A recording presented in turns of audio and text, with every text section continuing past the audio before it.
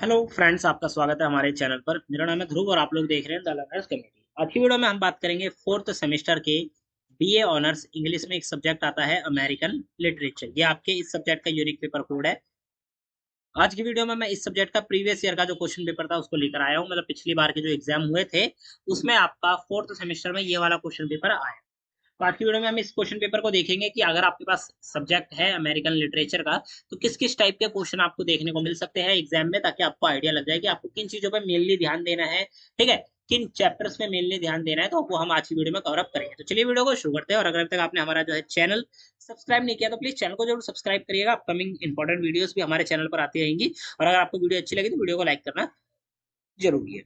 तो ठीक है, टाइम देखें तो टोटल 3 घंटे का टाइम मिलेगा। 90 नंबर का आपका टोटल पेपर आपको दिया जाएगा। इस पेपर में दो पार्ट होंगे, पार्ट ए और पार्ट बी। ठीक है, पार्ट ए में आपको सारे क्वेश्चन कंप्लीट करने हैं और पार्ट बी में आपको सिर्फ 3 क्वेश्चन ही करने हैं।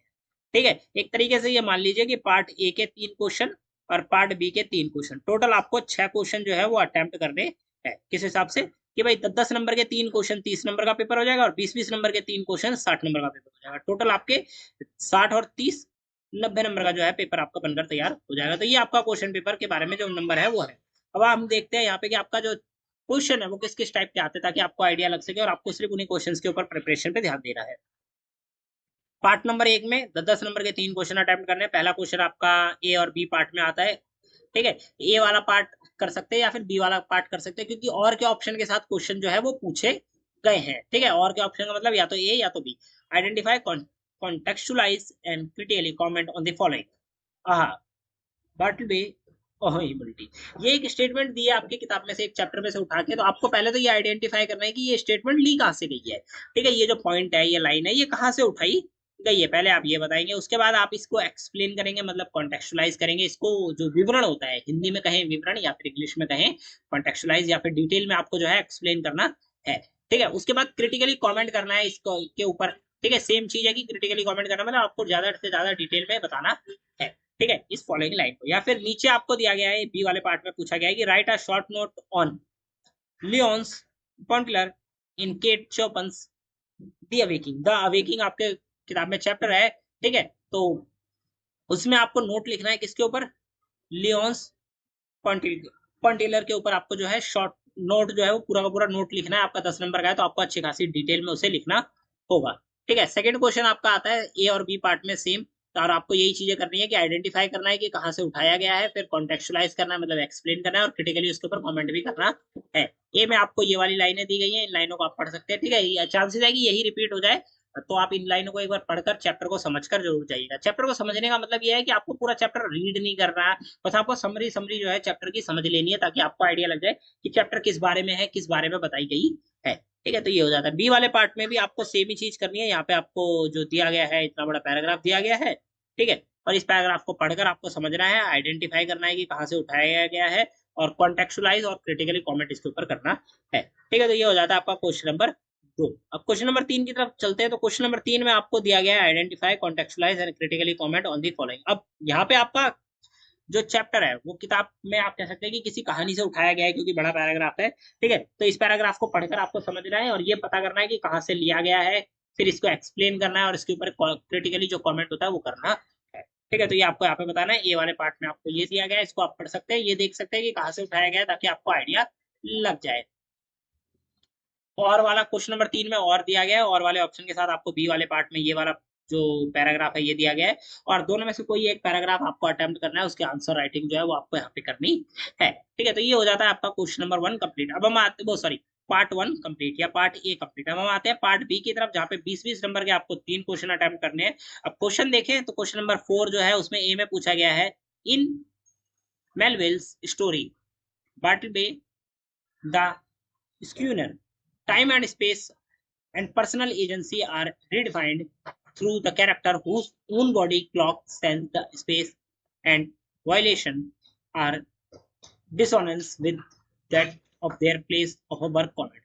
ठीक है, तो भाई आपका जो चैप्टर है बाटल बे द स्क्वीनर, ठीक है, उस चैप्टर में भाई आप कह सकते हैं कि space, personal agency are redefined, उनको दोबारा से डिफाइंड करा गया था through the character whose own body. ठीक है, कैरेक्टर के द्वारा जिनकी अपनी खुद की बॉडी, बॉडी क्लॉक, सेंस और जो स्पेस है, एंड वायलेशन आर डिसऑनेस्ट, जो कि डिसऑनेस्ट हो चुके थे with eight their place of work, जो कि उनका प्लेस ऑफ वर्क था वहां से। तो आपको इस चीज के ऊपर कमेंट करना है। तो ये हो जाता है आपका क्वेश्चन नंबर 4 का पार्ट ए। पार्ट बी में अगर आप देखेंगे और के ऑप्शन के साथ आता है, to what extent would you agree that Kate Chopin in Awakening is a novel about the search for identity and not really for feminist novel as the term is understood today। अब यहाँ पे आपकी किताब में the awaking एक chapter दिया गया है, ठीक है। तो आप कहाँ तक उस बात से अग्री करते हैं कि वो जो चैप्टर है, ठीक है, द अवेकिंग, वो चैप्टर किस हिसाब से जो है आपको ये बताता है कि आपको आइडेंटिटी जो सर्च होती है उसको करने के लिए एक्सप्लेन करता है, ना कि फेमिनिस्ट के बारे में, ठीक है। आप कहाँ तक इस बात से निर्भर करते हैं या फिर अग्री करते हैं, ये आपको बताना है। क्वेश्चन नंबर 5 आता है, जिसके ए में आपसे पूछा गया, examine how Walt Whitman in the poem Passage to India succeeded in overcoming the limitations of narrow national American identity by incorporating his transcendentalist vision which is both expensive and inclusive। ठीक है। तो भाई जो vault white का आप कह सकते हैं कि पोयम है, ठीक है, वॉल्ट वाइट एग्जामाइन करना है, किस चीज को आपको मतलब समझना है डिटेल में। Walt Whitman in a poem, in इस पोएम कौन सी थी, पैसेज टू इंडिया, इसमें वो सक्सीड करते हैं overcoming limitations of narrow national American identity. जो आप कह सकते हैं ना कि बहुत छोटी नेशनल अमेरिकन आइडेंटिटी है, उस चीज को वो ओवरकम करते हैं, उस चीज से बाहर निकल कर आते हैं, उसकी लिमिटेशन से बाहर निकल कर आते हैं। तो उसके बारे में आपको यहाँ पे बताना है। क्वेश्चन नंबर 5 जो है वो और के ऑप्शन के साथ आता है, ठीक है। तो आपको चाहे तो नीचे वाले ऑप्शन कर लेने, क्वेश्चन कर लेना, या फिर ऊपर वाला। फिर यहाँ पे Sherman Alexis poetic waves complex pattern for reference to narrate the Native American trauma of loss of identity and marginalization। Discuss the reference to the poem in your course।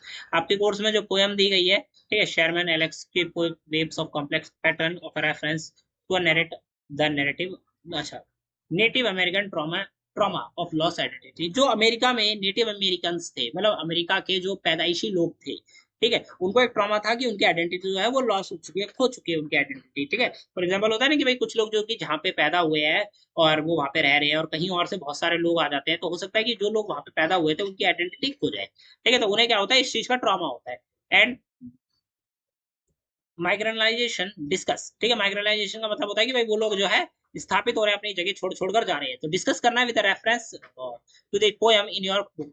तो आपको इस चीज को एक्सप्लेन करना है रेफरेंस से, कहां से, आपकी किताब में से दो जो पोएम है वहां से उठा के इस चीज को रेफरेंस करना है। क्वेश्चन नंबर 6 में, how do Denver's changing relationship with Seth, beloved and surrounding community shape her transformation in beloved। जो beloved आपकी किताब में चैप्टर दिया गया है, ठीक है, उसमें डेनवर की जो पर्सनैलिटी है, मतलब पर्सनैलिटी तो नहीं कहेंगे, रिलेशन कहेंगे, रिलेशन चेंज हो रहे हैं किसके साथ, सेथ के साथ, beloved and the surrounding community shape their transformation, जो उनकी ट्रांसफॉर्मेशन है उसको शेप दे रहे हैं।